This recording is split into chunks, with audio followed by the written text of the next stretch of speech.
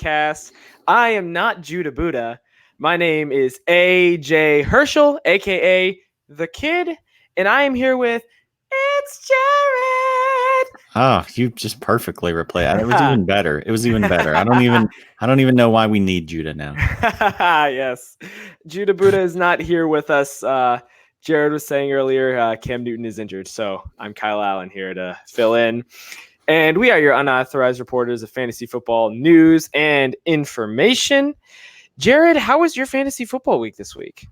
My fantasy football week was good. So I went 12. So I've got 17 teams. Mm-hmm. Way too many.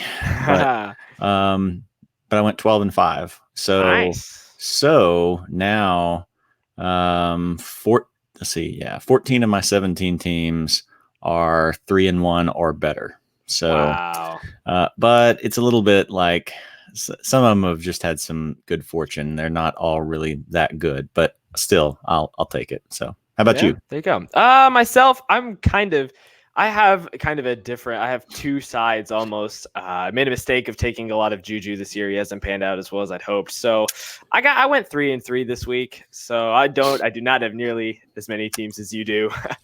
But overall, it wasn't a horrible week. The teams that I needed to won for the most part. So that's good. Juju has burned me to a certain. Well, really, it was just this week. Like I needed like 7 points from him to win my most important league, and he turned in 3. So yep.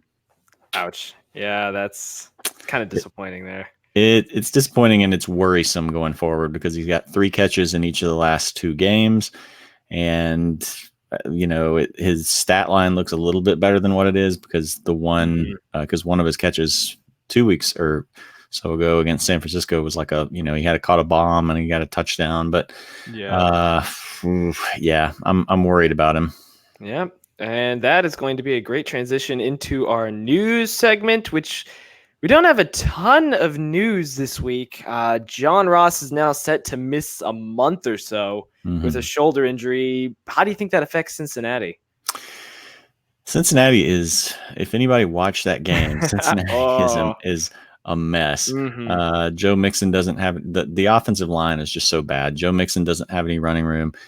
Andy Dalton was sacked either 8 or 9 times. Yep. AJ Green was already out, so John Ross was kind of taking his spot. Now he's gone. I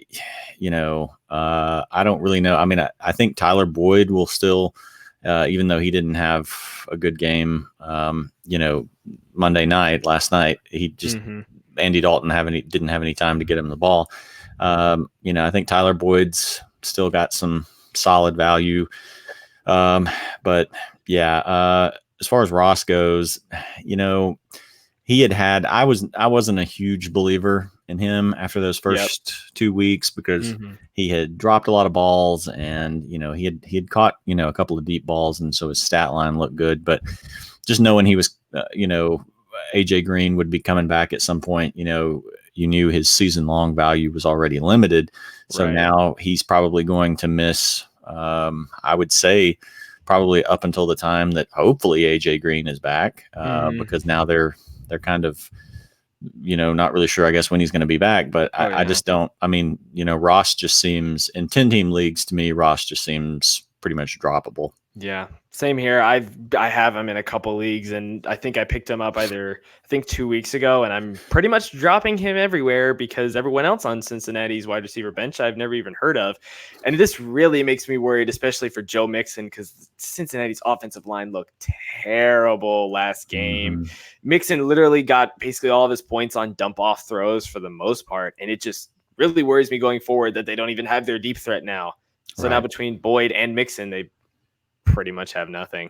Yeah, I've got Mixon in 2 leagues, and I can't give him away. Like I'm just trying to get like minimal return, and it's to the point where like now it just makes more sense for me to keep him and hope that he at least has some good starts because just no one will give up anything for him. Next up on the docket, what's his name? I'm sorry, James Conner is still being evaluated with his ankle injury.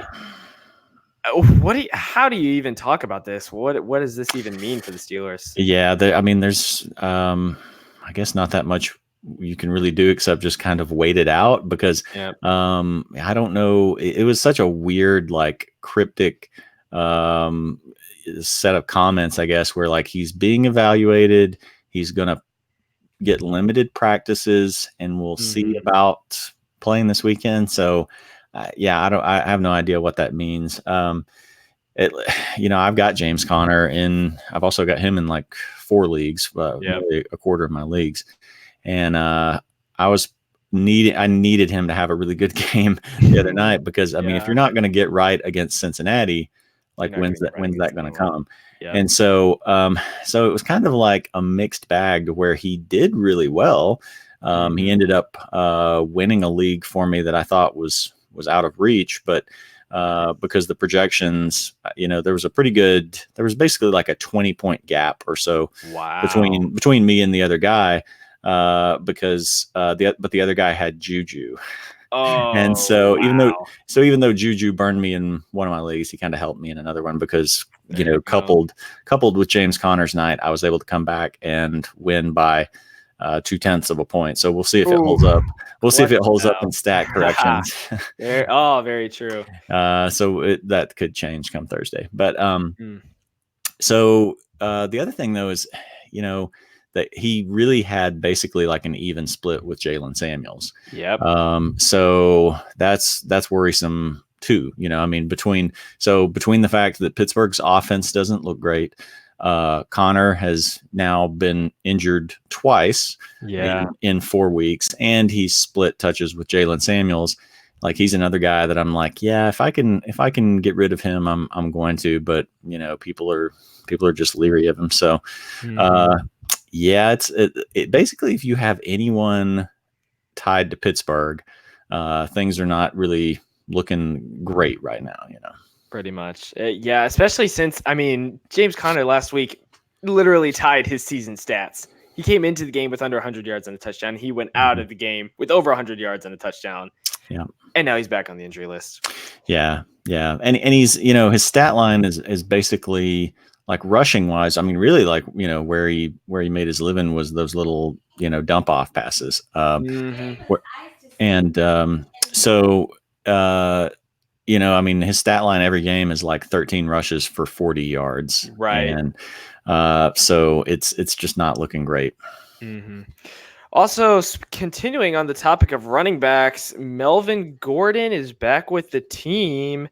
Do you think he plays week 5? And if so, what does this mean for Austin Eckler?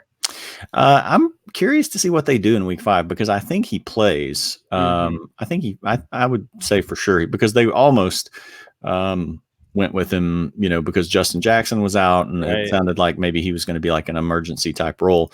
So if he could have played week 4, then I think after 10 days of practice, he's going to get in. But this first game, it's kind of iffy because, you figure they're probably not going to give him a full load in this one. And so, so as someone, I've got 2 shares of Melvin, and one place I have him and Eckler. Oh, and so, nice. And so I'm like, well, maybe I just play both of them, Exactly. Maybe it's like Kansas City where like, I feel fine about trotting out LaShawn McCoy and Williams, whichever Williams is in there. Exactly. So maybe it's one of those situations. So I think this week it's kind of a little bit iffy this week, but they've said he'll eventually go back to his, kind of dominant role. And, I don't think we have any real reason to doubt that. How about you? Honestly, I think the thing that really sticks out to me is I am loving his matchup against the Denver Broncos, who gave up 200 yards to Leonard Fournette, and had consistently just given up touchdowns to running backs before that. Like Aaron Jones got 2 touchdowns. I'm loving the matchup. It's hard for me to not think Anthony Lynn's going to think, oh, Fournette just got 200 yards. Maybe Gordon can get 200 yards. So I feel like he could have a really big impact this week. And the Broncos just lost Bradley Chubb for the season. There you go. Exactly. So, one of their best defensive linemen gone. So, yep. And probably our final news segment news part of the day, finishing up with Michael Gallup. His return isn't necessarily ruled out for week 5 against Green Bay. If he does come back, do you think he has any fantasy value at all? If he comes back, sure. I can't imagine them playing him this week. I mean, I think this is kind of on, maybe not necessarily the shortest end of that timetable, because I think it was 2 to 4 weeks. Right. But still, I mean, the fact that they're like, well, we're not ruling him out.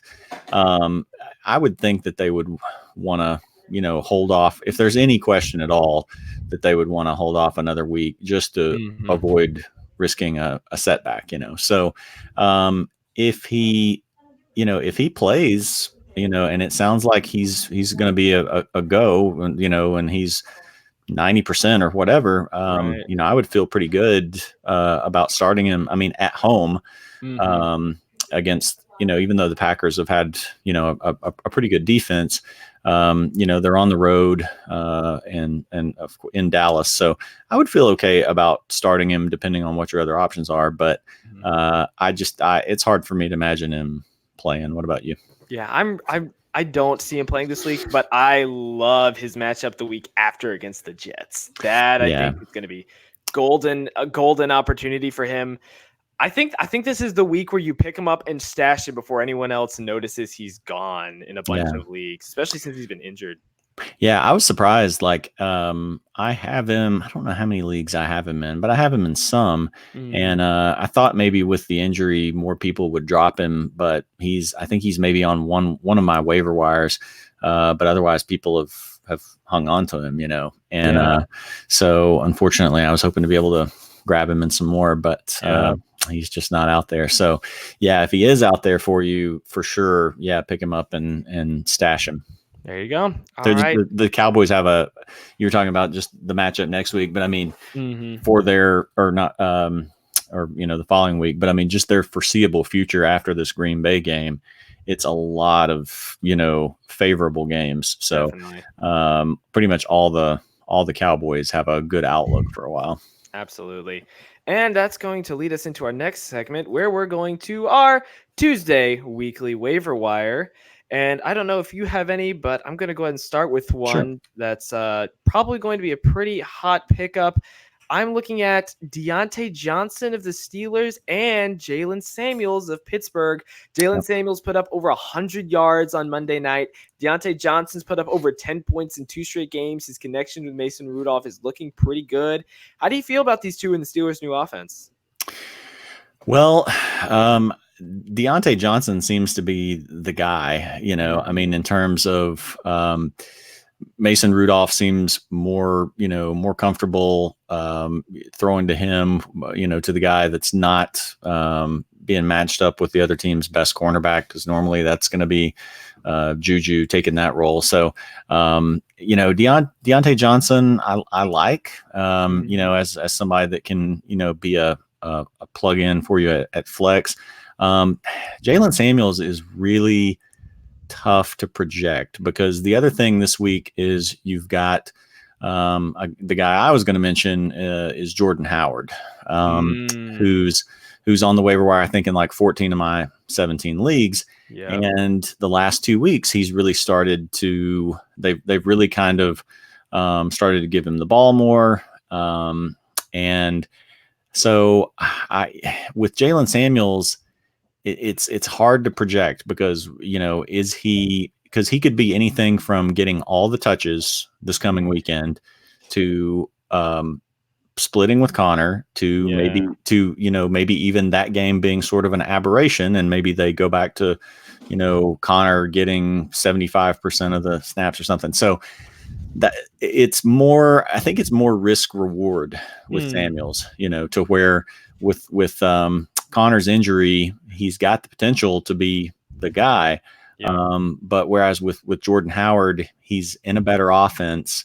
He's still going to be splitting with Miles Sanders, but he's in a better offense, and they've shown a willingness to go to him, really the past 2 weeks. So that's one that I'm really sort of debating in my leagues of like who to prioritize. I kind of am inclined to go with Jordan Howard.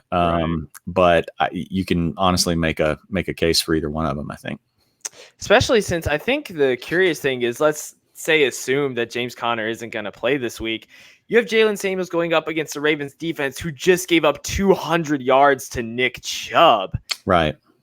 Do you think the Steelers offensive line would be able to hold back the Ravens to give Samuels room? That's the other thing too, is the Ravens rush defense had been pretty much okay, I think, prior to Chubb just absolutely torching them. It had been the pass defense that had really struggled.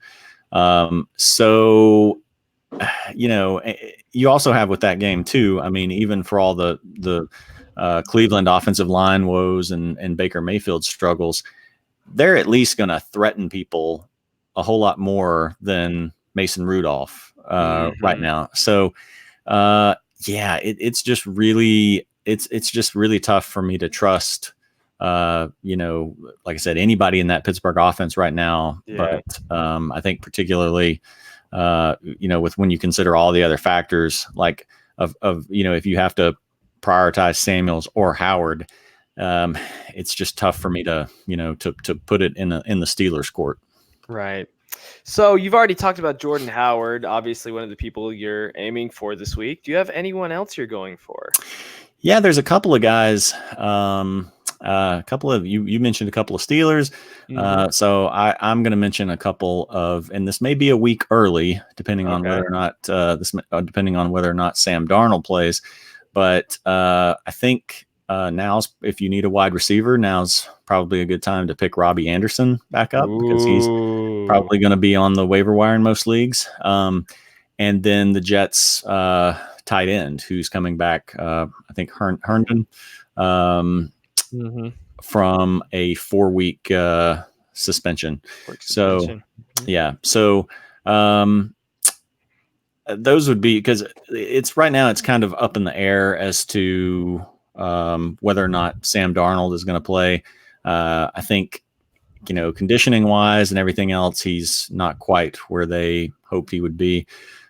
So if he does, I mean, again, they're playing Philadelphia, which has been a very, burnable secondary, especially. So, Robbie Anderson, I had Robbie Anderson in several leagues and dropped him because, once Darnold went out, you knew he was going to be out for a few weeks. Oh yeah. And it really wasn't worth hanging on to him at the time. But now, with, guys like Juju struggling, maybe you had Tyreek Hill who's out. Maybe you thought AJ Green, was going to be back by now or something. I think Robbie Anderson could be, a guy that would come in and help you out if he can kind of recapture that magic from the end of last season that he and Darnold had. That is the question, though, because Anderson has never been consistent fantasy-wise. No. That's really hard. So you would take a risk on him even with his history of inconsistency. Well, depending on who else is out there. Of course. I mean, another guy that is probably that I like better, but may not be as available, would be Cortland Sutton. And I've got him in a few leagues, and I'm going to try to pick him up in several others. But the thing about him is he's really played much better, I think, than anybody realized. But the thing that just hadn't been there were the touchdowns. So his first.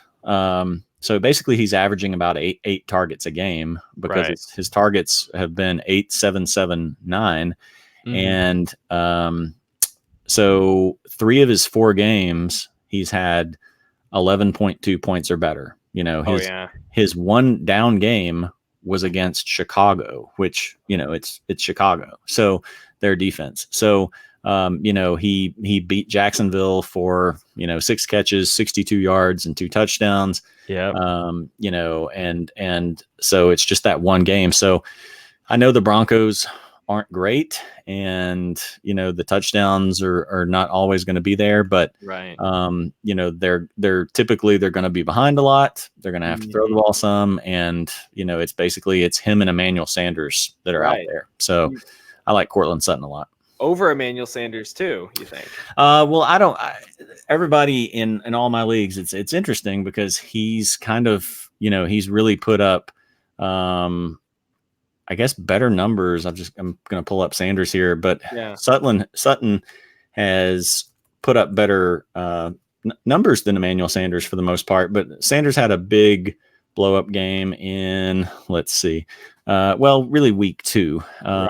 But he's had 2 other good games. He's basically had a similar stat line to Sutton, where he's had 12.9 points or more in 3 out of 4 games. Right. But he's owned in all of my leagues. Wow. He's 83% owned, as opposed to Sutton, who is, let's see, I think something like 60. Yeah, I think he's around 50. 55. Yeah. So, so Sutton's available in almost half the leagues out there. So it's been kind of interesting that, Sanders, everybody's been in on Sanders, but, nobody has been as much on Sutton. So, yeah, but Emmanuel Sanders, if he's out there, definitely for him, too. But I think in most paid leagues, he's going to be taken. All right. Moving on. This is a guy I know we talked about last week a little bit, and he was absolutely stymied by the Bears defense. You get Alexander Mattison, the running back for the Vikings, who was a hot pickup for us, at least last week. We talked about him a lot, especially after putting up 15 points the week before. Then he goes into Chicago and gets 2 or 3 points. Do you think he still has fantasy value, even with the Vikings having to play the Bears and the Packers later in the season? I mean, I think he does, in the sense that if you have Dalvin Cook, you for sure want to have him as a handcuff, because Cook's been injury prone. As a standalone guy, I think the value is really in having him in case Cook goes down, or in matchups that you expect to be a blowout.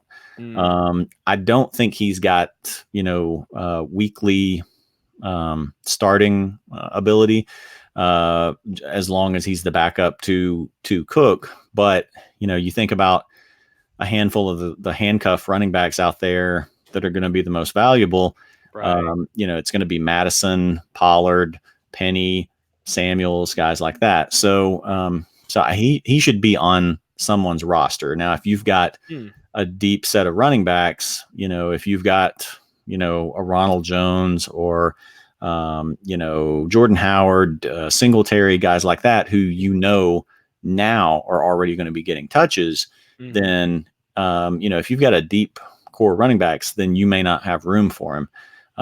But if you don't have a lot of depth behind your starters, then he's a guy that might be out there that, would be worth rostering on somebody's roster as a sort of, matchup based or just in case kind of guy. Yeah. I think kind of the interesting thing is how you talk about, I know you've talked about a lot, looking at the fantasy playoffs eventually.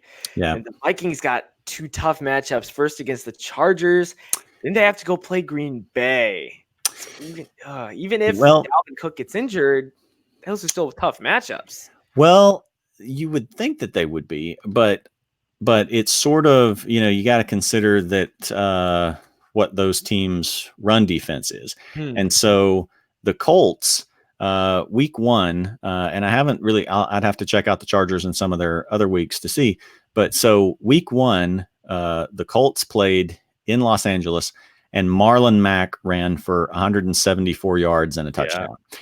Because the Chargers have this, this great secondary, but on the ground, they're not, nearly as formidable. So, so I think that could be a great matchup. It will be a great matchup for Cook if he's in there, or if it's if somehow it was Madison, then it would be for him too. I'm just checking to see here, and I think Hyde. The Chargers played the Texans in week 3. Was that the week that no, they kind of shut Hyde down, but it's Carlos Hyde too. So I knew that he had a big game 1 week, and I couldn't remember who it was against.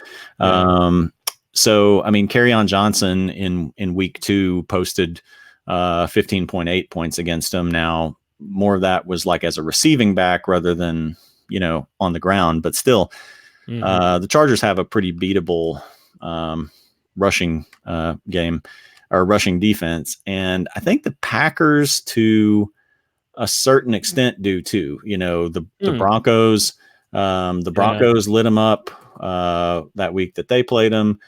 Philip Lindsay went off for let's see, 80 yards and a touchdown, something like that. 81 and 2 touchdowns. 2 touchdowns. Yeah, and he had 27 points. So he got in on some of the receiving game too. So and then as far as Jordan Howard that we were talking about, that was who he kind of went off against last week, where he had 87 and 2 touchdowns. So so the Packers defense overall is good, but like rushing defense wise, it's a little bit suspect. So interesting. So do you have anyone else on the waiver wire you're looking at this week? Let's see. I think if you need, depending on how desperate you are, if you need a running back plug-in, you could consider the Colts running back Nyheim Hines. Marlon Mack's hurt. Not sure if he's going to play or not, but even if he does, they're in Kansas City. And Mack's not a receiving back. They go to Hines more when they're playing from behind, and they are probably going to be playing from behind a lot in this game. So he's not someone that I would just pick up and start over most guys. But if you've got a guy on a bye week, maybe you've got the Lions are on a bye week, maybe you've got Kerryon Johnson, or Mack is hurt, or some combination of those, and you're just really desperate for running back. You can't get Jordan Howard, you can't get Samuels or somebody. Then I think Hines is a sneakier play. Interesting. So do you think Mack, assuming he plays, is still going to be a viable starter against the Chiefs? Not for me. He's going to the bench for me. I've got him in I don't know, 3 or 4 leagues, and I maybe I regret it, but because Mark Ingram had a good game against them. They moved the ball on the ground, and he racked up the touchdowns. But the Colts right now are just kind of shaky. They didn't look good against the Raiders. Both sides of the ball, it was just kind of wonky. So with Mack being hurt and their struggles and playing in Kansas City, it's just kind of like the strike rule for me, where it's like you pile up 3 strikes and I'm putting you on the bench. Interesting. Okay. So moving on, this is kind of an interesting one. Miss Judah Buddha has been an absolutely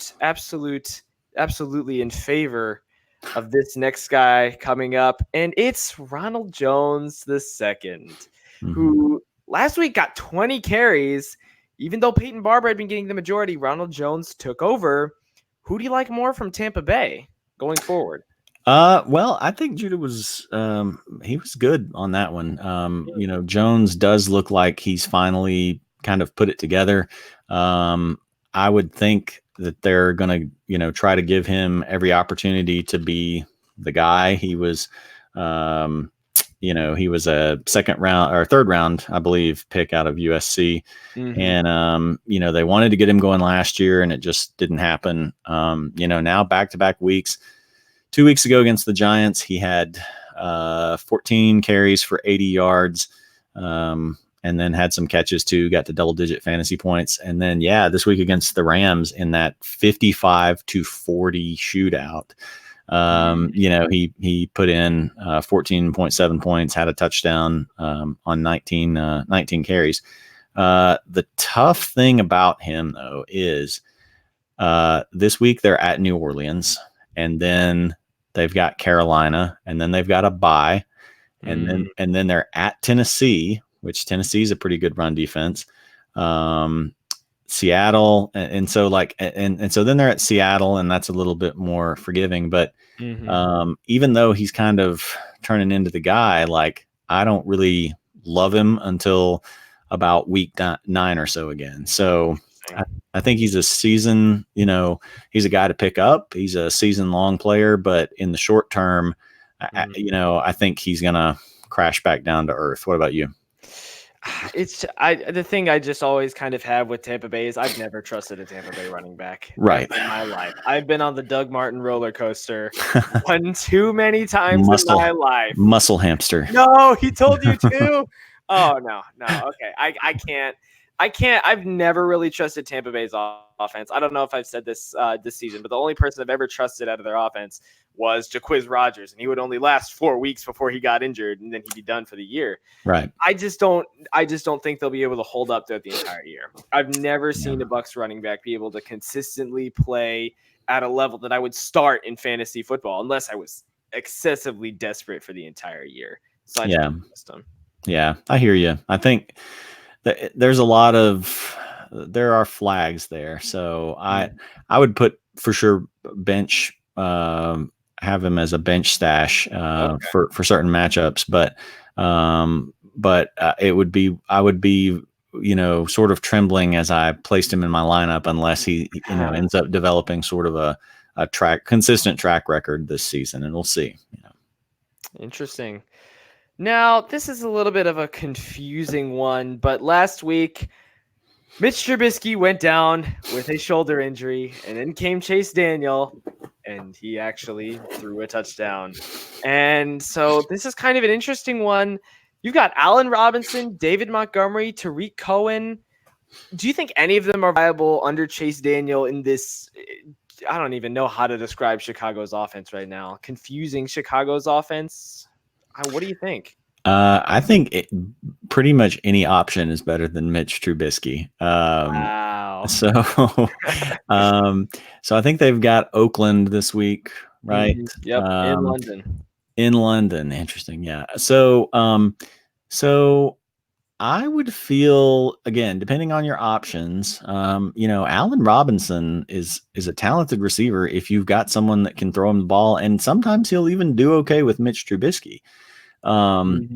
He would be the only receiver that I would feel good about starting. But I've got David Montgomery in 2 or 3 leagues, and I think because of certain other circumstances like Mac playing the Chiefs and stuff like that. Plus one of my other running backs is Josh Jacobs on the other side of that Chicago-Oakland matchup. And I definitely feel better about David Montgomery against the Raiders than I do about Josh Jacobs against the Bears. So very true. Yeah. So this is going to be another, I don't want to start any Raiders week, just like a couple of weeks ago when they played the Vikings. Pretty much the same situation where I don't want to start Tyrell Williams or Josh Jacobs. Darren Waller, he can maybe return some value. They've got to get some yards somehow. Yeah. So I like David Montgomery better with Chase Daniel in there. So I'm willing to start him in a few leagues. And yeah, I think depending on what your other options are, I think Allen Robinson could be a wide receiver 2 or a flex. What about you? Interesting. I kind of agree. I was reading a couple articles and I got something pointed out to me that I hadn't thought about before. But one of the things I noticed is that Matt Nagy opens up his offense more to Chase Daniel than he does to Mitch Trubisky, since he has a history with Chase Daniel. Yeah. And last week, that was the first time David Montgomery had ever broken 20 yards 20 carries a game. Yeah. And he went up against a stingy Minnesota Vikings defense, who's always at least decent against the run. Yeah. But I think out of those 3, David Montgomery is definitely the most viable, with him. I'm going to definitely assume getting most of the carries. And then I think I think he'll work. I think the offense will be a lot smoother looking. I think, especially with Daniel's knowledge of the offense. Yeah, I'm really curious to see with what happens in Chicago because um, it's not quite the same situation as Cam in Carolina, where the Panthers have had a long time to really kind of see what Cam can do for them, and we've consistently seen him decline. He's struggling to make pass or connect with his receivers. Mitch Trubisky. The problem is, I think they already know what they've got in Mitch Trubisky, but you're just going into his third season.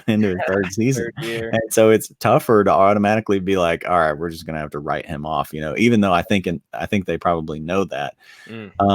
So whereas I think Carolina can sort of get away with like sticking with Kyle Allen, and giving him a chance and just trying to win games, the Bears are going to be under more pressure to be like, no, Mitch is totally our quarterback for the future, So I think it's kind of unfortunate for them because I think, it looks like Trubisky's not going to be out that long after all.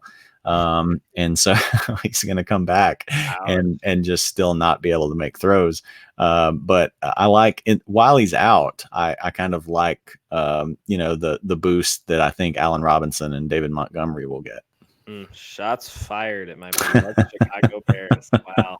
I was mentioning earlier that I think Trubisky's kind of entering his sophomore slump. His first year really kind of came in for like half the year with Mike Glennon, so I don't really count that. And then last year he had a decent year as an NFL starting quarterback, and then now it's almost like he's regressed, which isn't good. Yeah. Well, when you're on tape, I think in any sport, but football and to a certain extent, baseball too. Like once teams have seen what you can do, they start figuring out, okay, well, what can't he do well, and let's force him.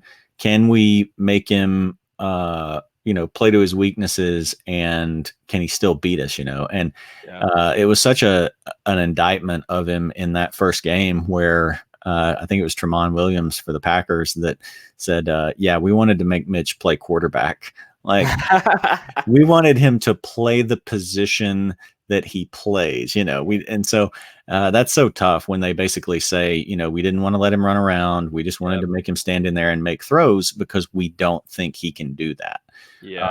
And he, at this point, like he's had enough time that he needs to be able to at least be showing improvement. And there's nothing that I've seen that indicates that he's showing improvement. But I think you're right. Like last year, he did, he became usable in fantasy for a while. He was having some like low 20-point games and stuff like that.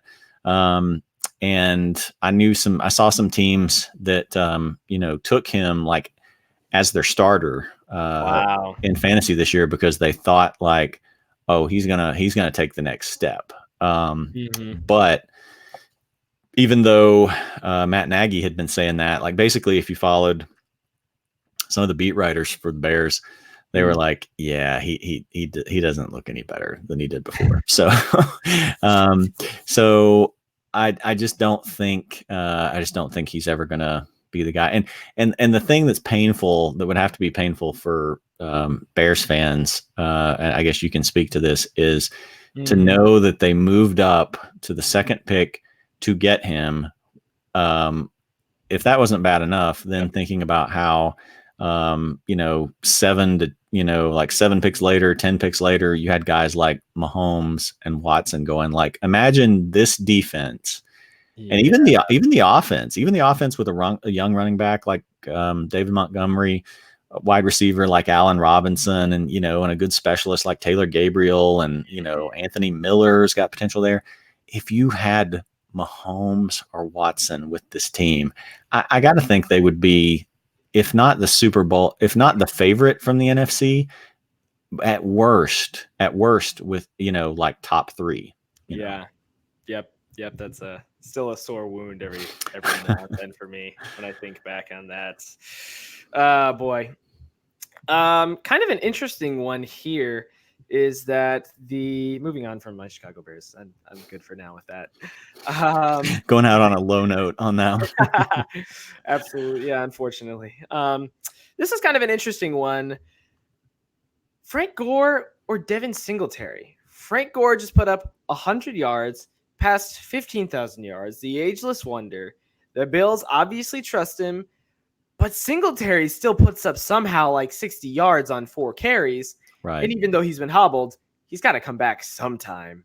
Right. So how do you think that's going to eventually work out for the Bills? It seems like they are committed to running Gore, as kind of the primary back.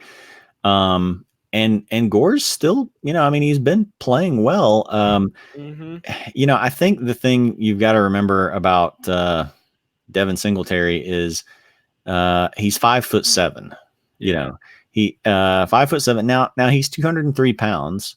So for being 5'7", at 203, you've got some solid meat on the bones there. But it just seems like they are afraid to give him a big workload. So I think in sort of the right matchups, both of those guys are usable. I plugged Gore in 2 weeks ago against Cincinnati. I didn't play him against New England in any leagues, but he actually ran, pretty well. 17 carries for 109 yards. That's great. That's great against anybody, but New England especially. Oh yeah, especially when the game was so low scoring too. That was painful. Right. So I don't really he's at Tennessee this week. I don't really love that matchup, and then he's got a bye. But then he comes back, and then he's got Miami, and then Philadelphia, which is a good run defense. Washington, which is a weak defense. Oh yeah. Cleveland, Miami again, Denver. So really in 5 out of those 6 games after the bye, that's a pretty solid starting option. So I like both those guys after the bye. Singletary is a little bit harder for me to trust unless they start at least kind of evening up the carries between those two, because you just can't. It's like a wide receiver. It's like he's kind of like Singletary to me right now is kind of like the John Ross of wide receivers. Wow. Where he's just not getting enough. He wasn't getting enough targets, and the stat line looks great because he's catching a bomb, or he's breaking. In Singletary's case, he's breaking off a huge run, but he's just not getting enough to he's going to come crashing back, to earth. So I just don't trust him as much. If I had to go with one of the two until the carries start evening up, I would go with Gore. Interesting. It's sticking with the Bills. We have a question here from Tobias Music. Thank you for tuning in. Is Josh Allen out? Yes, currently he is in concussion protocol currently right now, and the Bills are preparing like Matt Barkley is going to be the starter. There is about a 90% chance that Allen he's probably going to be out, unless he's a limited participant on Friday, is what Yahoo says. He's going to be out for sure. You almost never that I can think of see a player now get a concussion 1 week and then play the following week. Usually it's not a multi-week absence, but with the Colts best defensive player is Darius Leonard, and he got a concussion in week 2, and he missed weeks 3 and 4. So so I think Josh Allen is for sure out this week, and let's see, and then the following week is the bye, and so it's just going to make sense for them to hold him out and give him that extra time to recover. So I agree with you. I think it's 95% chance that it's Matt Barkley, which I would say makes the Tennessee defense a pretty attractive play there. Yeah, which brings up kind of a question just about. Thank you again, Tobias Music, for tuning in. Which brings up another question: is Josh Allen even fantasy viable at this point? Because I know we've been kind of high on him for a little bit, and he's been a decent starter, but he's thrown A, more interceptions than touchdowns this year, and B, he's never crossed 300 yards yet this season.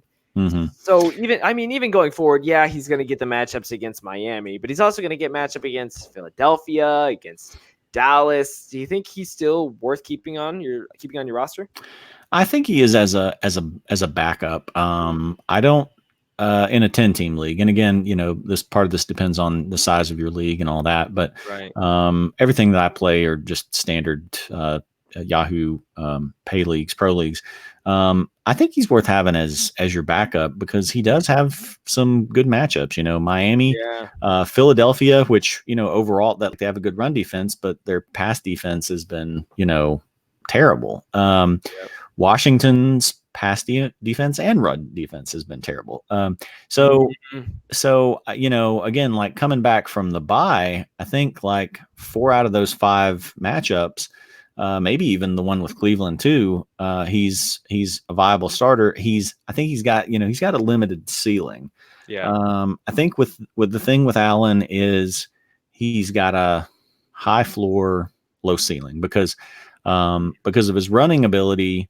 He's going to be able to, unless like with New England last week, he only put up 11.7 points. Right. The other weeks it was, and I'm rounding off here, it was 18, 22, 19, Right. And so, that's not elite anymore. These days in fantasy with the way the rules are now for quarterbacks, I mean, guys are, routinely putting up 25, 30, between 30 to 35 points.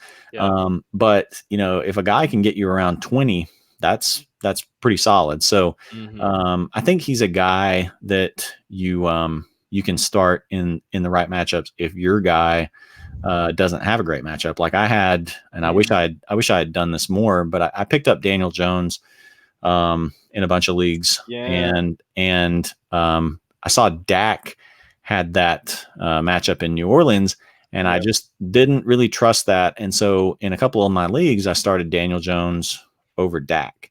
And then Daniel Jones put up like 14 points, and I'm like, damn it. I made a stupid decision. And then Dak put up like 8. And then I'm like, okay, I made a good decision. And so I wish that I had put him Jones in there in more leagues. So to me, Josh Allen is a guy that if you're in a 10-team league and you have the luxury of stashing him on your bench, then if your guy has a really rough matchup, he's a guy that you can plug in, or if your guy gets injured. But I would not want to start him on an every week basis. How about you? Man, I'm not feeling Josh Allen consistently, especially like how you're talking about looking at playoff matchups. He's got Pittsburgh, which is getting better at defending the pass, picked off Jimmy G twice. And then after that, he's got New England. I think that's honestly enough said. I mean, I'd keep him probably for the Miami matchups, for the Washington matchups, and then probably find someone else. Yeah. I think that's smart. So we have a couple questions in the comments. First up, we have Thomas H. Thank you for tuning in. Be sure to like and subscribe. I'm a desperate 1-3. Trust me, I have been there. Do I play Melvin Gordon this weekend and hope for some instant offense? Interesting. Jared, what are your thoughts? Well, I think you need to tell us what the other options are. But I would say, he's probably going to be your best option. But I mean, if you, if it turns out you have a handful of other great running backs, then maybe he isn't. Maybe you wait another week. But it always comes down to what are your other options, because I would play almost anybody depending on what the other options are. But I think this is a dicey week because we knew not to start him in week 4. Right. I think 2 weeks from now, he'll be pretty much about back up to full speed.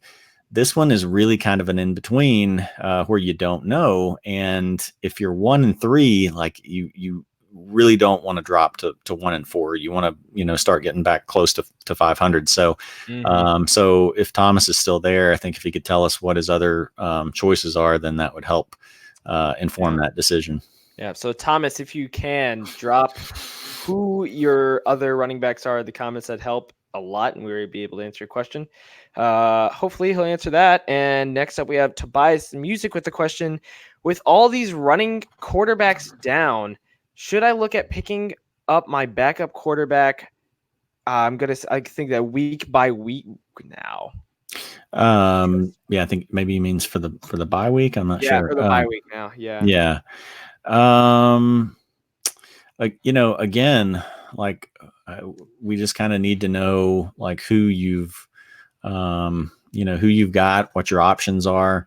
I guess just as like a general point there, I do like to have, if there's another, viable quarterback out there and I've got room for him on the bench, I do, just like to keep a guy because, depending on what league you're in, there may be good options on the bench, or, all of those guys may be taken up and you could get stuck in a spot where you're having to start a guy who's probably going to get you 15 points or less at quarterback. So, if you've got room on your bench and you've got a bye coming up, then it might not hurt to look at that. I also try to look at not just buys, but like what's this guy's schedule like, and then what's my starter's schedule like? Has he got where's a really tough game and or two in the near future, and is there someone on the waiver wire that matches up well with that, where they have a great matchup those weeks?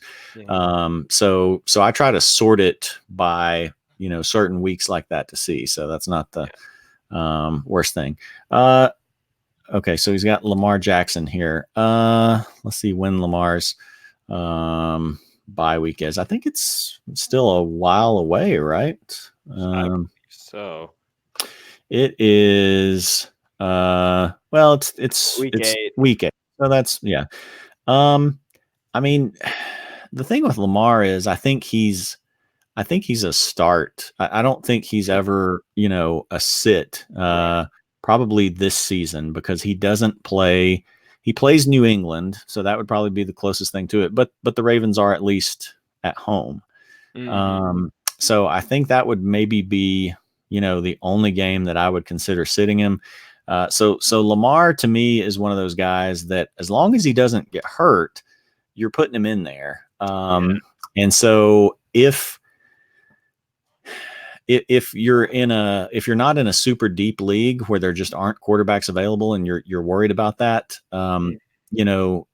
if you're not in one of those leagues, if there are guys out there, then I would just roll with Lamar. And then if, when you need him ahead of the bye, pick up another guy, but I wouldn't, he's one of the few guys that I wouldn't necessarily worry about keeping a second quarterback on the bench for. You? Yeah. I think it's just kind of interesting because Lamar is just so small. I mean, I'm just worried at some point he's just going to take that one hit, which knocks him out for a while. So I would say if you have the roster depth and you're able to pick up someone maybe like, I don't know, Jacoby Brissett, who's been getting better and better every week, or I don't even know, maybe someone like Jared Goff, who's going up against Cincinnati in week 8, which probably could be easy pickings for him. I think if you have the depth, then you might want to, just in case. But I agree with you. Lamar Jackson is an absolute start of every week. Yeah. And Thomas H. has responded. His other options at running back are Le'Veon Bell, Carlos Hyde, and James Conner. Interesting. Yeah, I start Melvin then, because if you've got so Le'Veon, you're gonna start Le'Veon. Yeah. Hyde I don't touch. I don't put. Well, it's the Falcons. Yeah. That's Say one that of to the guy with the Falcons logo, of course. True. Yeah. Hey, I'm sorry, Thomas. I live in Georgia. I live in Georgia too. So I see the Falcons every week. So I know. I'm assuming he lives in Georgia, but I do live in Georgia, so I see him every week, and they're just a mess. Still, like you can't start Hyde over Melvin Gordon unless they say that Gordon's going to be on some kind of snap count or carry count. And then the other thing too is we don't know if James Conner is going to play. So I think you're pretty much, you gotta roll with Melvin and hope for the best there, unless somehow, Connor is healthy and is going to play, and you had like a great wide receiver option that you could put in at flex. But I say you roll with Melvin at this point. Yeah, I honestly probably think so. I mean, first off, it's the Chargers offense, which is absolutely dynamic. Melvin's been practicing with them for over a week. I think you got to probably try to just take that risk at this point, especially if you're 1-3. Yeah. Oh boy, this has been an interesting episode. Adam Ryerson, Luke Ojeda, thank you guys for tuning in as well in the comments. If you have any questions, be sure to leave them in the comments below. We are happy to help you. Jared, I'm just curious. Trade deadlines are coming up in about a month, and if you have a team that's 1-3, this is probably the time you need to start making some trades. Is there anyone that you're trading for or trading away, buying high, buying low? I'm trying to get rid of my Steelers, and it's not working out that well. I think there's some hope with them because Mason Rudolph. I'm hoping that maybe he just develops by leaps and bounds on a week-to-week basis. We'll see. I think we saw him get better within that game. But still, like the fact that Juju's getting 3 catches each of the last 2 games, the fact that Connor has been so injury prone. If someone will give you, a good deal for them, then I think it's worth probably, getting rid of them. As far as guys that I'm trying to buy sort of lower on, David Montgomery, even though he hasn't really been what people hoped that he would be. When they probably used a 5th round pick on him, he's at least starting to get the volume now.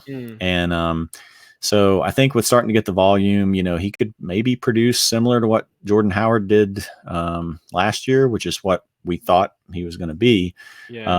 Especially, we don't know exactly what's going to happen at quarterback with Chicago. So I think if somehow they keep Chase Daniels longer, then that's a benefit for him.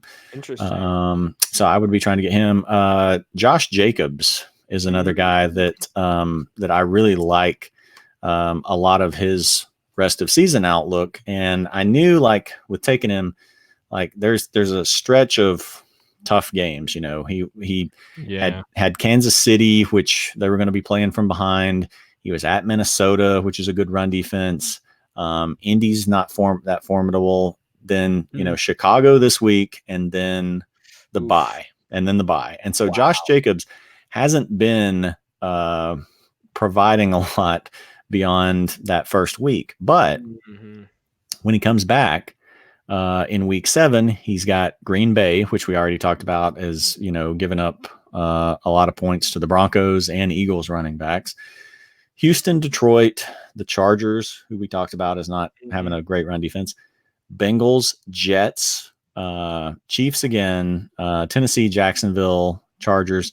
So that's not, a really intimidating schedule. So I think if you can buy low on him, that's another good option.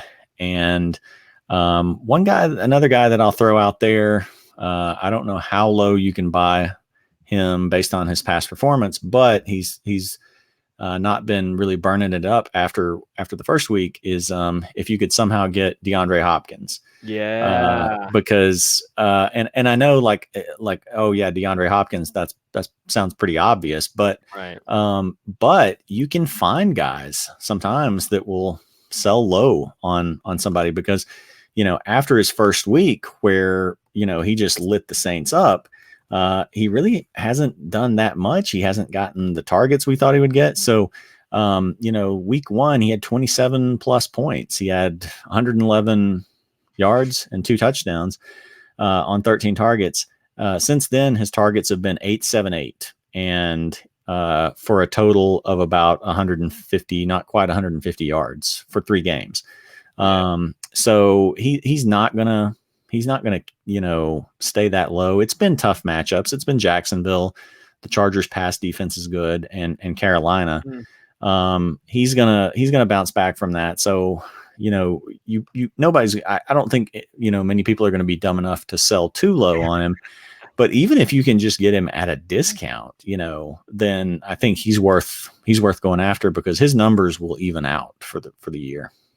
It's kind of really interesting, but I think one of the guys, if you have him, that you could possibly trade away is, honestly, I mean, especially after his big game, Wayne Gallman Jr. He's owned in nearly 80% of leagues now, and I know that he's been one of the big pickups over the last 2 weeks.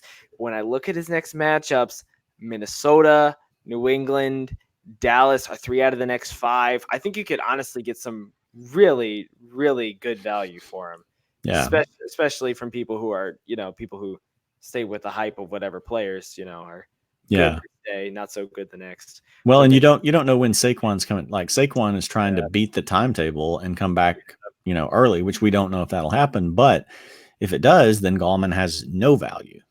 So very interesting. I agree. So I think we've got one other guy here. Really interesting. Chris Carson has pretty much solidified himself in the Seattle Seahawks backfield. I hope so. Same here. I own him almost everywhere. I was just praying that he was not going to fumble against the Cardinals. Yes, same thing. Which begs the question: is Rashad Penny viable at all? Because I know I still have him in a couple leagues. He's still owned in quite a few places.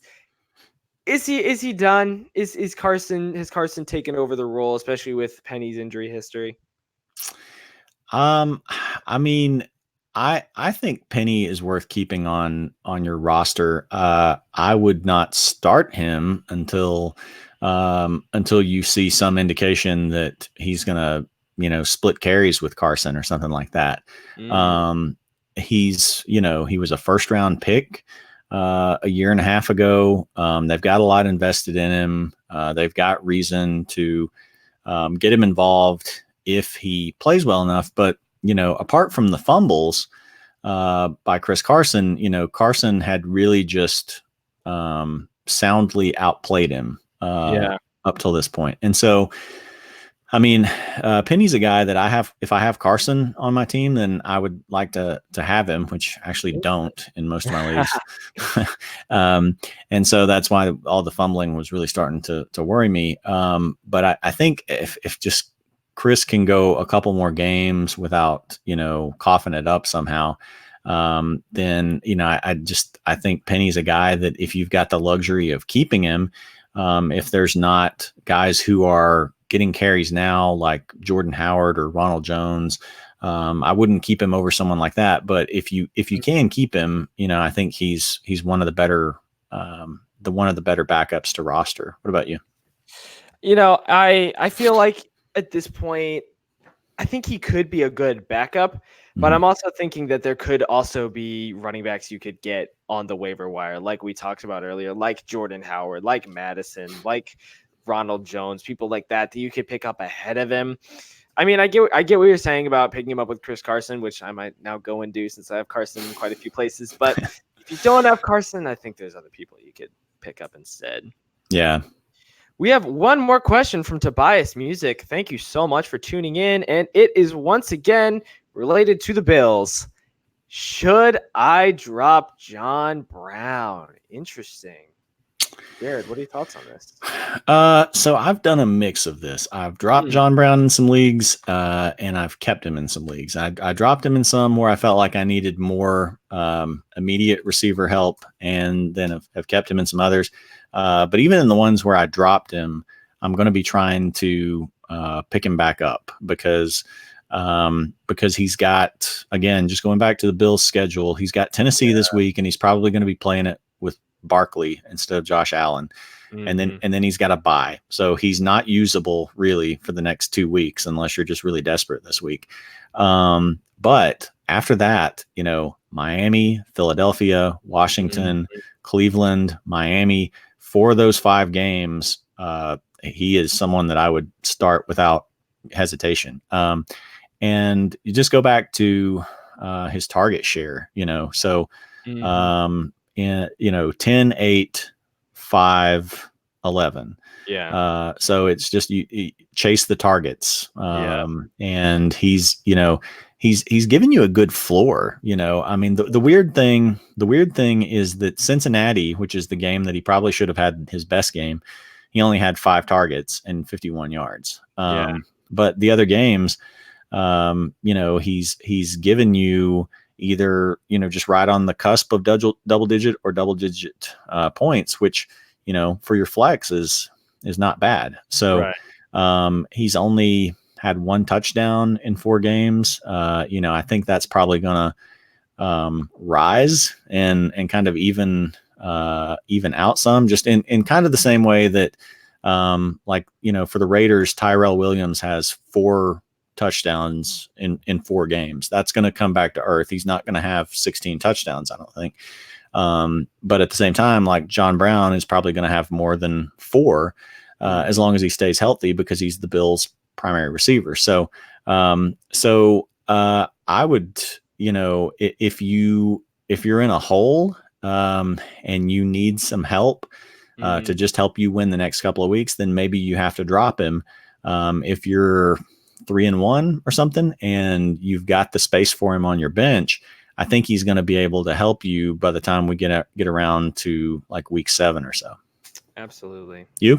I pretty much agree with that, chase the targets, and he's getting some good matchups later in the year. I'd hang on to him, especially if you're in a good position in your league. Tobias Music also says, if Carson gets benched, it will be a committee with all 3 running backs between Rashad Penny, CJ Prosise, and a guy I've never even heard of, Travis Homer. So Tobias Music, I'm impressed you even know this guy. Jared, what do you think about that? Carson won't get benched. He won't just outright get benched. I think, just worst case scenario, he's split, I think worst case scenario, he gets a 40% split share. I don't know. I'm not really sure how to respond to that, because, it's not really a question, but just in terms of that, like, I wouldn't worry about him getting benched outright. I think he'll have some sort of value, all year long. It's just more of a question of, is he going to give you sort of like maybe what Austin Eckler's value is going to be now, or is he going to keep sort of the lion's share of the carries, in which, he's a pretty strong RB2, I think, most of the time. Yeah. Tobias Music has gone ahead and said that he has subscribed. Thank you so much. It means a lot. Hopefully, Judah Buddha will be back as well next time. Yeah. And yeah, appreciate you tuning in. I mean, honestly, I say this like, kind of jokingly. It's kind of like this kind of like split mindset where it's like, why would anyone like tune in to just random guys giving fantasy advice? But that's like kind of the knee jerk thought. But if you think about it, like most of the fantasy quote unquote experts out there, their personalities, like I think like Matthew Berry's really good at his job. Jake Seeley, the guy for The Athletic, Andy Behrens for Yahoo. I mean, some of them are like legitimately good, and I find myself agreeing with their takes more often than not. But like if you tune into a lot of like Yahoo's Sunday morning show, with a lot of those personalities, like Brad Evans, I like Brad Evans, but Brad Evans is probably wrong more often than he's right. A lot of there are others on there just throw out stuff that make me go like, what are you talking about? So I think a lot of these people are personalities, they're there for a personality and, just for fan interaction. So I think you can find some, good little, unofficial analysts, like hopefully we are, that can, give you a little bit more than entertainment on some of this stuff. Yeah. History's Undead, interesting name, has asked, should he pick up Drew Brees? He is on his waiver wire. This is a really curious one, Jared. What do you think? Well, I've kind of got the same dilemma in some of my leagues, where surprisingly, like Breeze ended up going to the way. I'm just looking to see like how many. Okay, yeah. So I've got 17 teams. He's on the waiver wire in 6 of my leagues. Okay. I think unless you've got just a stud quarterback or maybe, stud quarterback and a backup, if you've got the luxury of rostering Breeze, I think he's going to be able to help you in the second half of the season because he's probably going to be out through their bye in week 9. Then he comes back. He's got Atlanta, at Tampa, Carolina, at Atlanta, San Francisco, which has been a pretty solid defense. Yeah. And then the first round of the playoffs is Indy, which maybe they get it together and play well down the stretch like they did, but they just haven't been great. And I think Breeze could really help you in the second half of the season. So I think he's worth picking up if you've got the room for him. And again, part of it depends on your situation. If you're 1-3 and in win now mode, maybe you don't have the luxury. But if you're 3-1 and you're looking pretty good, then I think he would be worth stashing. And especially if you've got that open IR slot too. Yes, putting out guy there. Yes, although I have one league where basically my bench is just IR, where I'm just gonna read this off to you because it's just getting to the it's getting to the point where I'm just gonna have to like consider dropping someone because my bench is Tyreek Hill is on my Hill is on my IR, and then I've got Michael Gallup, and then I've got Drew Brees. And then I don't know what Christian Kirk did to his ankle, but now he's hurt. Marlon Mack, who may or may not play this weekend. So it's just my bench is basically just an infirmary right now. Wow. It's a new fantasy name, Jared's Fantasy. Yeah. Well, the name of it right now is Tyreek's Daycare. So that works too. Perfect. Thomas H is back. Thank you for another question. Steelers have no downfield passing game without Big Ben. Is Juju's fantasy season over? Something tells me you're a Juju owner. I am too. So am I. Oh, there we go. We're all in the same boat. So, Jared, is Juju's season done, especially now with the arrival of what seems like Mason Rudolph's favorite target? Is Juju done? I am super worried about Juju. I am super worried about Juju because it's not like the targets are there and he's just not getting it.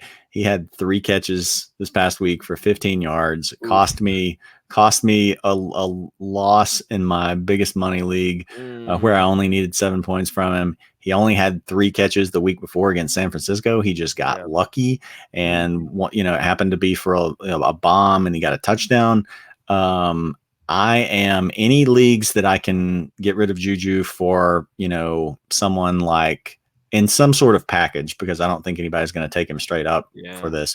But if I can trade him for a Cooper Kupp or a Chris Godwin or a Tyler Lockett, someone like that, I am going to pedal him off as fast as I can, because I didn't worry after the first game or two, because they never play well in New England.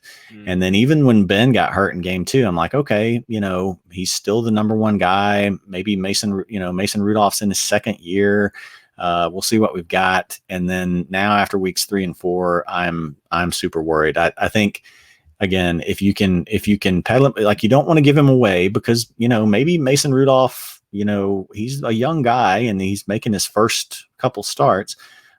He could progress, he could have noticeable progression week to week, but I'm very worried about him. Same here, especially with Deontay Johnson's rise as well, because that just gets me thinking, well, that's the guy he's going to go to, because everyone's going to be guarding Juju. He's the number 1 wide receiver in Pittsburgh to begin with. And I know we, and especially me, were hailing him as a great second round pick, which honestly really hurts me because I love him as a player, but it's just not working out in this Pittsburgh offense. Yeah. Could have been worse. You could have drafted Antonio Brown. That is a good point. History's Undead has returned. So who would you take for Juju, target wise? Yeah, just I mean, some of those guys that I mentioned. If and this may be, again, it may be overly ambitious, because I don't think anybody's going to give you one of them for him straight up. But Chris Godwin, Cooper Kupp, Tyler Lockett, one of those guys. I'm just kind of looking to see, like, pulling up the list now to see who else I may not be thinking of. But while I'm doing that, anybody that jumps out to you?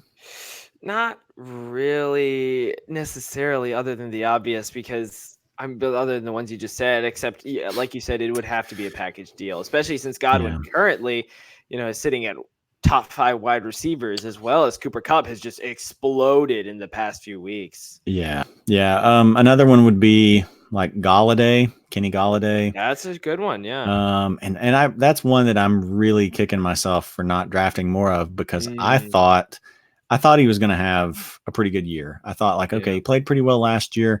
That was his first, season as a starter. I think he'll bounce back. And I'd made the mistake of listening to everyone saying, like, oh, Kenny Galladay, he's not even going to duplicate. If anything, he'll be lucky if he duplicates his numbers from last year.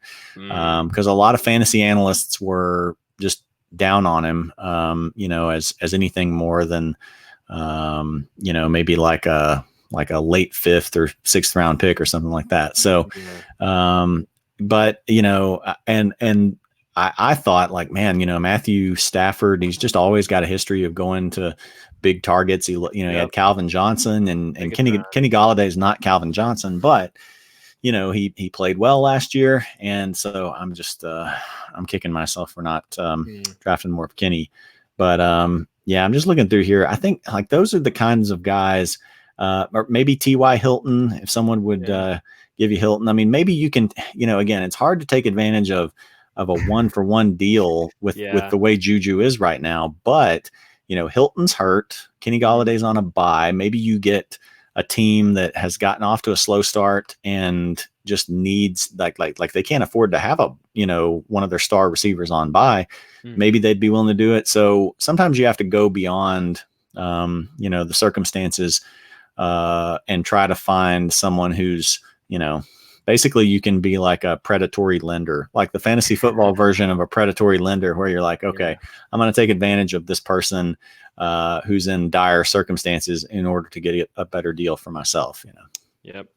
And history undead. Kenny Galladay is Babytron. I'm loving it. Absolutely. Yeah, that's one of my favorite nicknames, Babytron. Yeah. Yep. Absolutely. Yeah. And he also says, would you take a tight end like Hawkinson? I'm going to assume that this is in the trade for Juju Smith-Schuster. I'm going to go ahead and assume. If I'm assuming wrong, please clarify. Jared, what do you think? Yeah, I don't know quite what he means. Like, if I would give him up in that deal? Sure, because Hawkinson, after that first game against the Cardinals, which, I mean, just everyone's tight end is burning the Cardinals. So that seems like an aberration. Rookie tight ends generally just don't fare that well. Hawkinson's not really a starter, I don't think, unless he kind of gets some consistency later in the season or something, but I wouldn't start him. So if you're talking about, like, giving up maybe Juju plus Hawkinson for a guy like Galladay or Kupp or Lockett or something, yes, I would do that. If you're just talking about, like, taking him back in the deal, you could, I guess, but I wouldn't give up. I wouldn't want to give up Juju plus another good player for, say, like Galladay and Hawkinson or something like that, Yeah. History's undead. Oh, would you take a Midland tight end for Juju? It's interesting. I don't know.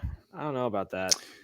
I don't know what he means by a Midland. I'm going to assume that he's talking about people like Hawkinson, Olsen, Waller, people who are kind of like not top 5 tight ends. I'm going to go there. Right. No, I would not do that, because, the potential with Juju is still there. And again, he still has a high upside. He still has a high upside, but I mean, I guess it depends on like how dire your tight end situation too. I mean, again, it's always based on your roster as a whole as to what's the best move for you. So if you've got a couple of other solid receivers, and you've just got garbage at tight end, then if you can get most of these guys, I wouldn't take straight up for him, but I would try to get a little bit more. But like I think Austin Hooper is going to have a really good year for the Falcons. Like like guys like him and Mark Andrews, I don't think that's an aberration. They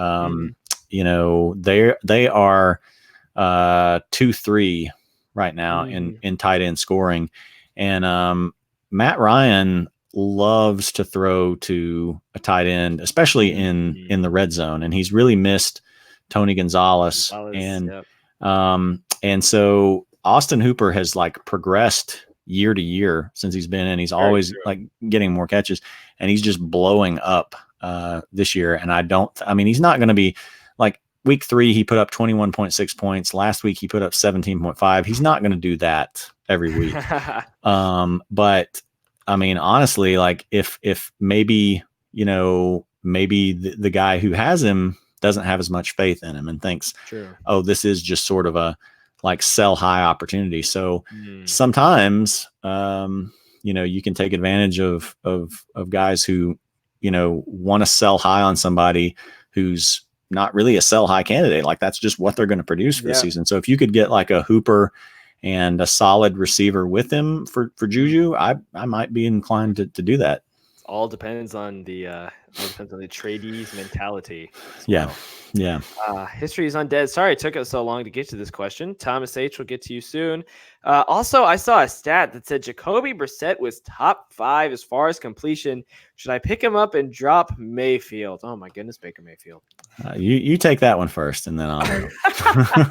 Oh boy. So I mean, if we're just looking at basic stats on your standard league, I mean, Jacoby Brissett's hanging around right around that top 10 area, hanging around kind of 9 right now.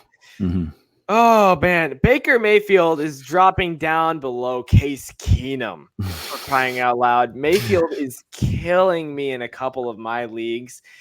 And I mean, you look at Brissett, he's been decently consistent so far. He's gotten better every week, 16, 17, 20, 23. And like we were saying, he's playing a Chiefs defense, which isn't that great against the pass. So I think this week I might pick up Brissett and drop Mayfield just because Mayfield has been so frustrating for me these past couple of weeks. Jared, what do you think? I need to cool off. Yeah, I'm trying to think at what point I bailed on Baker, and I can't remember. I think it was maybe after I can't remember if it was week 2 or week 3. I think it was week 2 because I think I bailed on him before the Rams game because I just didn't see him putting up that much against him. Lucky. So yeah, I would be, especially if you're in win now mode. I would go with Jacoby over Baker because towards the end of the year, Baker's schedule gets better. He gets in those, final, let's see, 1, 2, 3, 4, 5 games or so. He gets Miami, Cincinnati, Arizona, and Baltimore all in there. But like the thing is, he's just not. Every game is just a 1 touchdown game for Baker Mayfield. He's got, his max is 16.78 points. He's ranged between 10.7 to 16.78. And it's just consistently 1 touchdown each game. He's at San Francisco, Seattle, a bye at New England, at Denver, which has a pretty good pass defense, against Buffalo, pretty good pass defense. Pittsburgh, they're not going to get to play Andy Dalton every week, but but his offensive line is so bad. So, it's just really tough for me to say that you need to keep Baker Mayfield because I mean, to me, he's just borderline, useless until like week 11 or so. Yeah. Guilty until proven innocent in this case for Baker Mayfield. Yeah. Oof. Oh man. So history's undead. Yeah. Pick up or set this week. Thomas H, thank you for your patience. Do you trust Jarvis Landry now? This is an interesting one. Nope. You? Not really. Not really. I have him in a couple leagues. He's kind of been stashed on my bench. Now, the appeal of Jarvis Landry, in my opinion, is just, how we've been saying, go with the targets. And he's gotten 7 targets, 9 targets, 10 targets. He's been kind of eating a little bit into Odell's workload. Mm-hmm. But I mean, other than week 4, the receptions aren't really there. He had 4 receptions, 3 receptions, 3 receptions. So I wouldn't trust him. I'd hold on to him. Definitely, for sure. I definitely wouldn't drop him yet, but right. Would I necessarily trust and start him this week? I mean, unless you're desperate, I wouldn't.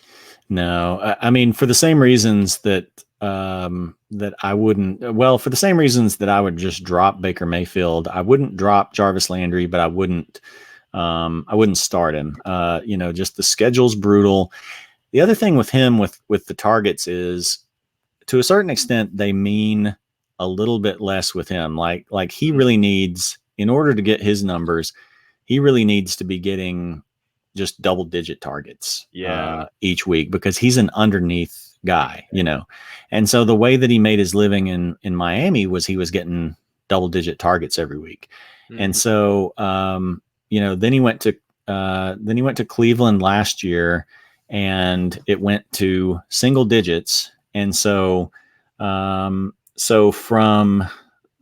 November and December, let's see, out of 1, 2, 3, 4, like basically like 9 games or so, he had 2 100-yard games, 200-yard games. The rest of the time it was like 50, 22, 30, 57, 37, 47. So the fact that he blew up once is not, that he's blown up once in 4 games this year is not out of line with what he did last year. So I think he's a guy that you can, I think he's a good DFS play, daily fantasy play at times, because he's going to blow up once in a while. And so if you get him cheap in DFS, he could be a guy that if your other guys ball out, like he could, make some money for you. But like as a weekly starter, I mean, you never know when that's going to be. So, I wouldn't play him unless I was really desperate in a season-long fantasy lineup. Next up, we got Josh Ball. Thank you so much, Josh, for tuning in. Should he pick up Ricky Seals-Jones now that Jarvis Landry and David Njoku are out? That is a good point, that David Njoku is in concussion protocol now. What do you think, Jared?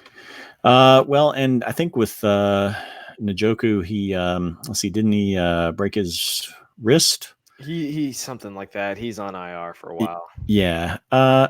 So I think, again, it depends on what your tight end situation is. I think there's probably better guys you can get than Seals-Jones, but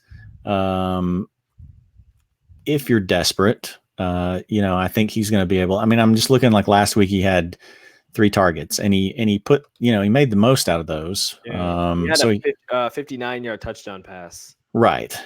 So I mean, that's great, but just David Njoku in week 1 had 6 targets, and he only had 37 yards, but he had a touchdown. But Ricky Seals-Jones kind of did the same thing in Arizona, where I think it was last year. I don't know if I'm thinking of last year or 2017, where he had some big games, and I picked him up in some leagues, like, this guy could actually be like a week-to-week fantasy starter, and then it just kind of trailed off because you didn't know when those were going to come, and more often than not they weren't coming. So I think there's probably if Disley is still out there anywhere, probably maybe he may not be though. I doubt it. After that Arizona, because everybody knew what he was going to do to Arizona. They're trying to get Jimmy Graham more involved in that Packers offense, and especially with Devontae Adams out, I think he could, maybe offer a little more value. Seals-Jones isn't the worst play, but I would probably not be willing to trust that consistency unless you were just forced to. Yeah, I think sorry, I think kind of the interesting thing with Ricky Seals-Jones is that I'm just looking at my 8-team league right now, and there are next to no tight ends on the waiver wire. For Wow. some reason, Hawkinson is still out there, and then after that, everything else just completely dips because you've got your Jimmy Graham, you have your Jordan Atkins, you have your Blake Jarwin, etc. But after that, there's really no one. So I mean, I guess part of it depends on what league you're in.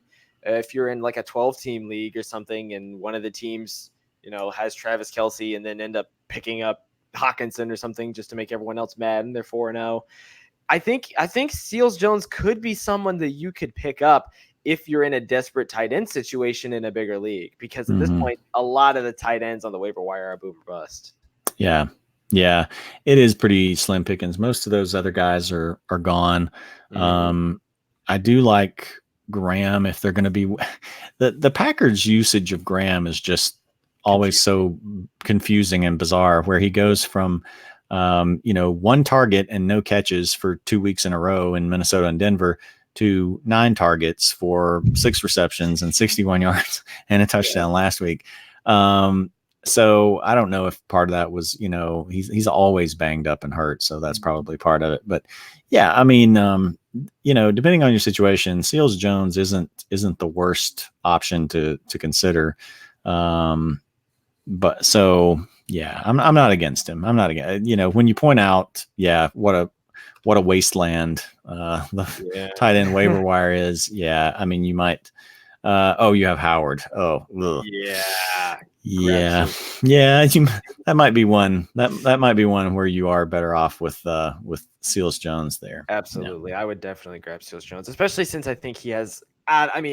Out of all of the guys in the waiver wire, other than maybe Graham, he probably has the highest upside because everyone else is getting like 2 targets a game. So right, if you have OJ Howard.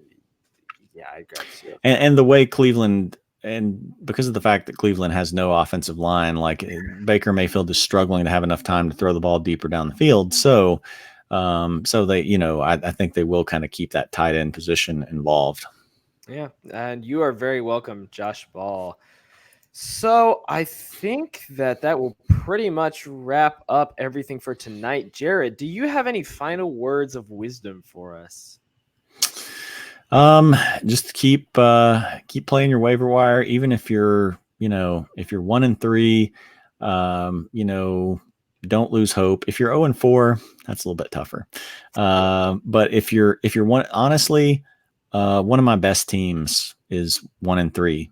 It's got the third most points in the league, and I'm 1-3. I've just had terrible luck, but it balances out because I have teams that are 4-0 that have no business being 4-0. So, that's just kind of the way things work out. So, I think, you start getting to a point where you really have to kind of start strategizing more. Those first 2 or 3 weeks, you're just kind of still trying to get a feel for where your team is.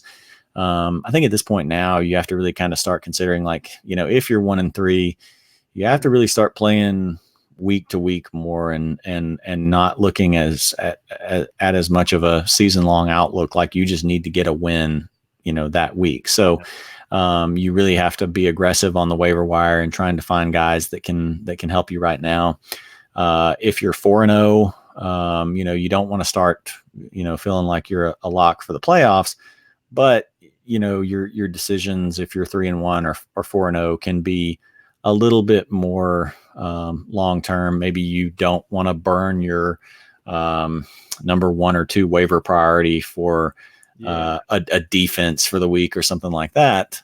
Maybe you want to say, okay, I'm in pretty good position. I can just kind of see who's available as free agents once they come off waivers, and maybe preserve that for wait to see if a running back goes down, and then you can get that backup off of waivers or something. So I think that would probably be the best Yeah. Judah knows one of my 4-0 teams is in our league with him, and so I was teasing him one week. I was like, man, it's so lonely up here at the top, because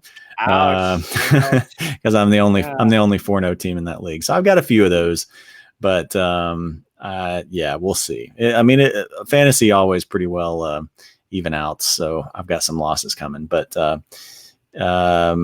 that's my main advice is just, don't give up. I had a team that was 1-5 one year and came back to make the playoffs at 8-6. Yep. And that was a $250 league. So I was very, very, very happy with that because I ended up, and then I did win my first round playoff game. So I ended up with 750 off of a 250 buy-in. So I had incentive to keep playing that one, but just even if it's not a pay league, just play for play for pride and see what you can do, and just don't give up with it. So that's kind of my I guess my advice. What about you? Yeah, I kind of first to reiterate that I've kind of almost been in the same situation too when I'm 1-3, 0-4, and then just couple good waiver wire pickups and you roll off 6 out of your next 8. It ain't over until it's over. It's doable. Weird things happen in fantasy. I mean, no, Judah, no.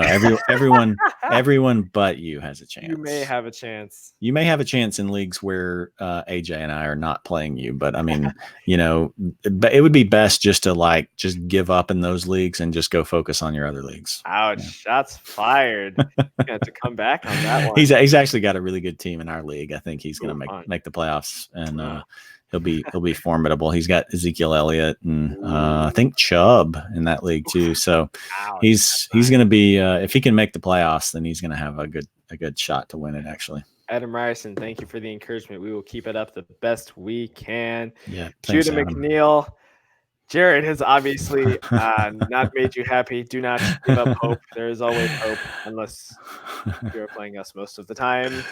Right. Anyway, this is going to be the cheesiest outro I've ever had, but for some reason, I'm going to go on my little favorite ESPN shows Around the Horn. I'm going to go on my little Around the Horn 30-second rant real quick. Go for it. For some reason, Joey Sly, kicker for the Panthers, is still unowned in over 30% of remaining leagues. 30% of remaining leagues. He is the most consistent kicker on the waiver wire. He's had over 10 points in 3 out of his 4 weeks. I don't know why people aren't picking him up more often. Sometimes if it's a 5-point game, you can lose games by 5 points. A kicker can make all the difference in that kind of game. Yep. Pick the dude up. Carolina can't punch it into the end zone. There you go. Joey Slide. That's my 30-second rant for the day. I agree. He's I've got him in, let's see, how many leagues do I have him in? I don't have him in many because I took a lot of Zerline, Butker, Tucker. But I do have him in 2 leagues, and he's available in 3, but I think most of those I can't really. I do have him to pick up in one of my leagues. Mm-hmm. I can't pick him up in a couple of the others because I've got Justin Tucker or Greg Zerline or somebody. But to me, he's probably maybe the 4th best kicking option. After some of those guys. Let's just see.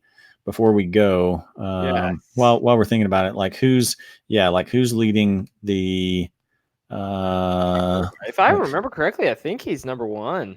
Is he really? He's number 1. Yeah. Wow.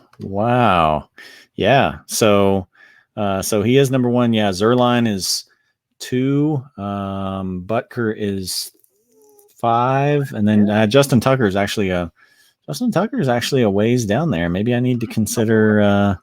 Justin Tucker's had 2 kind of down games back to back, so maybe I need to think about Joey Sly and those. But that's strange that he's still out there in that many when he's doing that well. Real quick, we got a couple short comments here. Oh goodness. Judah McNeil dropped Sly for Herndon. Interesting choice. Okay. Were you carrying 2 kickers or? That is a fair question. And also, Adam Ryerson says, I'm in trouble. Gordon is back. Eckler was looking so good. Do you think he really is in trouble? It depends. I mean, I take it by his comment, I take it that he doesn't have Gordon, that he just probably ended up with Eckler. But so here's the thing, like Eckler's is going to go back to being the backup. So yeah, he's not going to give you the kind of numbers he was turning in, which was, like a top. I know for the first couple of weeks he was the top player, and I'm not sure where he ranks now, but still high.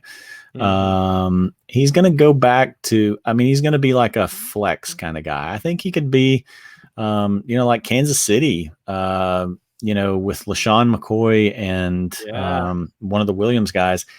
It's not going to be quite that same split. Melvin Gordon's going to be getting more of the carries, but right. I think he's still like flex, worthy. So absolutely. So that is painful if you've just got him and no Melvin Gordon, because that's a steep drop. But I don't think it's going to make him irrelevant. I think you can still flex him. Yeah, absolutely. I totally agree. Also, James Conner is a letdown. Yeah, we've been over that. Yeah, if you missed first part of our video, we were I'm like borderline ready to cry over Juju and James Conner. So we feel your pain on that. Let's not bring that up again. Yeah. Anyway, thank you all of you for tuning in today, from Thomas to Tobias to History's Undead, Josh Ball, Judah McNeil, Adam Ryerson, and Luke Ojeda. Thank you all for tuning in and leaving comments. If you would like to see us again, you can check us out on Saturdays at 10:30 a.m. Central Time, 11:30 Eastern. We will give you our stardom sit-ems for the week before you go into your Sunday games. And we'll always be here Tuesdays at 9. Thank you all for tuning in. Jared, any last things? That's it. Yeah, thanks for tuning in. Sometimes we're 5 to 10 minutes late starting. So if you show up on Saturday at 11:30 Eastern, 10:30 Central, and we're not going right away, give us 10 minutes or so. But be there. Yeah, we're quality people and quality analysts too. Shameless plug for our show, but exactly. Much more so like quality analyst for me than quality person, but that's what you're here for. So it doesn't matter how horrible I am, really. Yeah. Oh boy, good stream, guys. Thank you, Adam Ryerson. Thanks, Adam. Yeah. So I am AJ Herschel, the kid. I'm here with Jared, and of course the StreamYard duck in the top right corner. I like him. I like the little StreamYard duck up here. Pet the little duck. Yeah, good duck. He's our mascot. And of course, Kenny Galladay is Babytron. That's right. Thank you all for tuning in. We will see you on Saturday. Babytron do do do do do. Babytron do do do do do. Uh-oh. I think AJ forgot to end the stream. Okay. Well, there we go. Yeah, you got to end the stream. There we go. All right. There we go. See y'all. There we go. All right. See ya. Nope. Still